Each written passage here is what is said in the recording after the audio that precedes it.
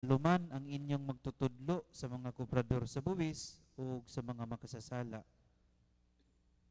Ang maong pangutana sa mga Pariseo ngadto sa mga tinun-an, in fact na sila'y right mangutana ani, no, tungod kay naman sa ilang balaod nila nga ginadili kanila ang maong pakighinabi, pakigistorya, pakighalubilo sa mga kubrador sa buwis, tungod kay ang mga kubrador sa buwis giisip man nilang mga makasasala, mga traidor, no, kay they collect kaning buwis, pero ang maong koleksyon padulong man dito sa emperador sa Roma. So para nila, no, they branded kaning mga kubrador sa buwis as mga traidor o mga makasasala. Munang ginadili kanila ang pakighinabi, pakigistorya, pakigsalo, no. Now Jesus was caught today nga nakigsalo siya uban aning mga kubrador sa buwis. Munang gisaway siya pag-ayo sa mga Pariseo. Before ta mo adto ana, duel sa taaning kaimportante sa pagpakigsalo. Sa inyong pamilya, nagsalo-salo pa ba mo? Magdungan pa ba mo pangaon? Naapa ba ng panahon nga nag-usa ang pamilya, panahon sa pagpangaon? Nowadays, talagsaon na lang kaya na, no, nga adunay mga pamilya nga magkatipon diha sa pagpangaon. Ang uban mga ginikanan dili na makagahin tungod kay kapoy gikan sa trabaho, inig uli mas gi-prefer pa nila ang pagpahulay kaysa sa pagigdungan o kaon. Mas gi-prefer pa nila nga alan, snacks naman ko sa opisina, ni kaon naman ko didto, kamo na lay kaon diha. Dayon, nowadays, mga bata pod lisod po kayo tapukon sa pagpangaon. Kay cellphone pa, dula pag ML, lanto pag TV, da YouTube pa. Manang panahon pagpangaon, gahi kayo tawgon. Manang rare kayo ang mga pamilya nga nagkatigom diha sa pagpangaon. Mga igsuon, ang pagpangaon uban sa pamilya is a very important, essential part of the process sa pagtubo sa usa ka bata, no? Kay diha sa pagpangaon, daghan kayong mga benepisyo nga atong makuha. Kana bitong eating together. Family meals allow the parents to impart values and traditions. Kay diha sa pagpangaon, ang mga ginikanan mao pud na ang panahon na nga makabadlong sila, makahatag sila instruction ngadto sa ilang mga anak. Sa kung nahinumduman, ang among amahan wala gyud mi nakadungog nga nangasaba to siya namo in front sa ubang mga sa daghang mga tao. Wala mi nakadungog adto nga gibadlong mi niya in front sa mong inahan o in front sa usag-usa namo. Ang among amahan mubadlong siya namo panahon sa pagpangaon. Dito mi niya koreksyonan. Ikaw dong kanang nganong 79 man imong grado sa imong card, ano man ni, naunsa man ka, unsay problema nimo, nganong mubo man kay imong grado.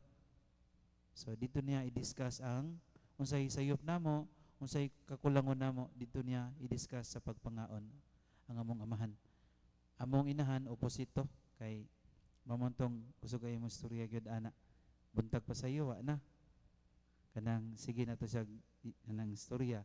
Of course dili nato na makuha, no, gikan sa tong mga inahan kay mga mart kanang kuan guna sila, no, mga very vocal guna sila, no, sense kanang unsay ilang gibati nila kinahanglan ipadayag yun na nila.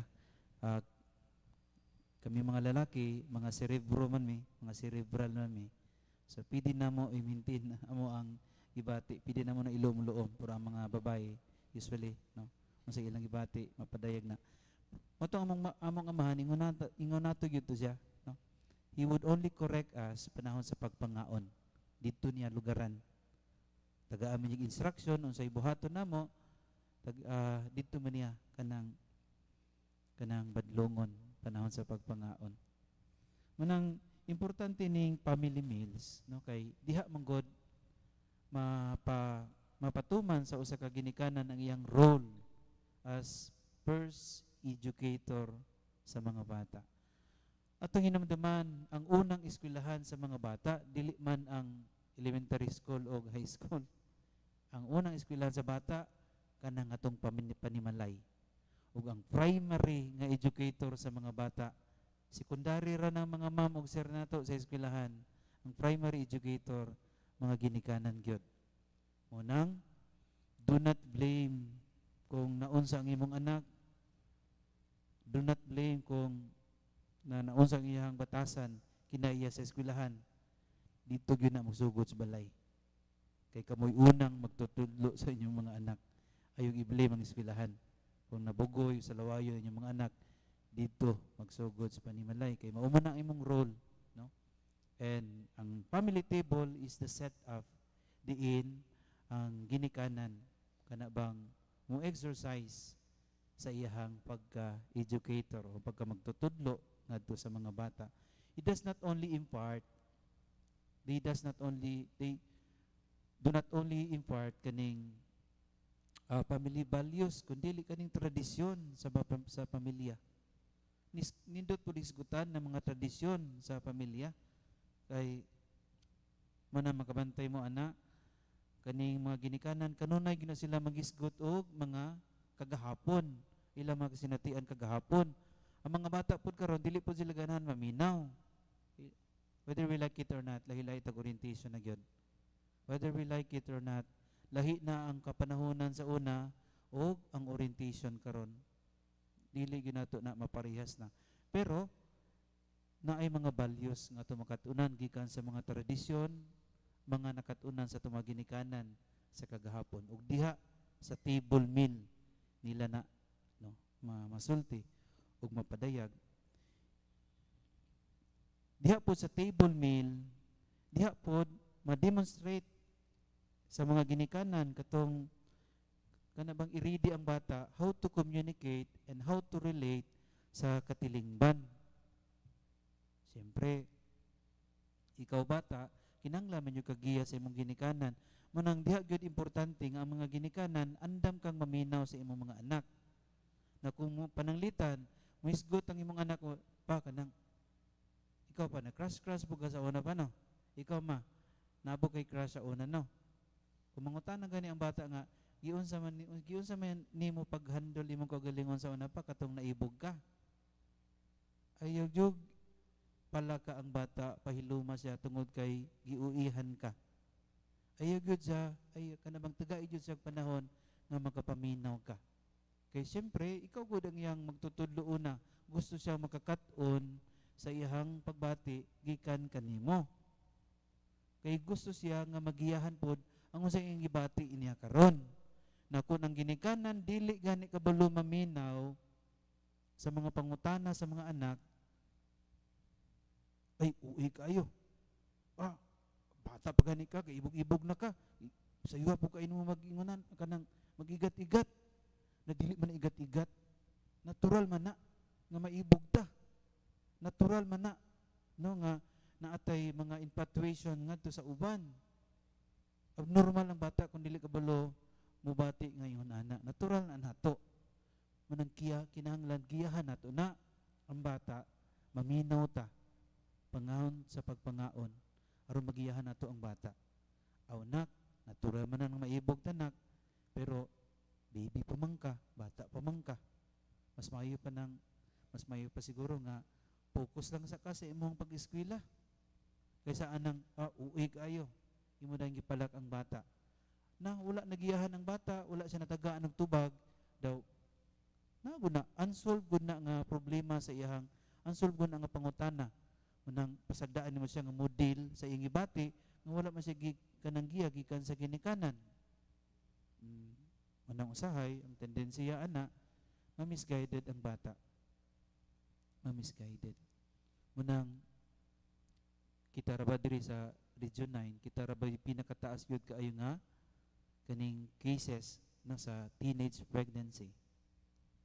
Mga bata pa bago kanang mga bata pa, wala na nahimo ng mga ginikanan tungod kay kulang tag giya sa mga bata ana. Bahalag UA ng mga pangutana sa bata, tubagan na kay nanginanglan sila giya nimo. Ug diha na mahitabo panahon sa table meal, no? Munang dili lang ta maka-impart nilang education diha sa panahon sa pagpangaon, daghan makatunan ng bata diha sa pagpangaon uban sa ginikanan. Today's busy lifestyle can make eating together a very challenging one. No? Challenging na kay daghan ng kabisihan ang usag-usa. Panahon sa pagpangaon, lanto pa kag TV Patrol, imo ba yung tiwason ng Batang Quiapo, adto pa yung kag High Street, wala kay panahon sa pag-uban sa imong ginikanan sa pagpangaon. Ang ginikanan pod wala nay panahon sa pagpaminaw uban sa mga anak. Now, ang table meal does not only kanabang signifies no sa kaning pagka magtutudlo sa mga ginikanan. Ang table meal also signifies the unity of the family. Manang giingon nila, the family that prays together, the family that eats together, masagay sumbayana, grows together. Manang ang kunang pamilya na kuyog diha sa pagpangaon, kuyog yun po na ilang pagtubo sa ilang mga lawas nila.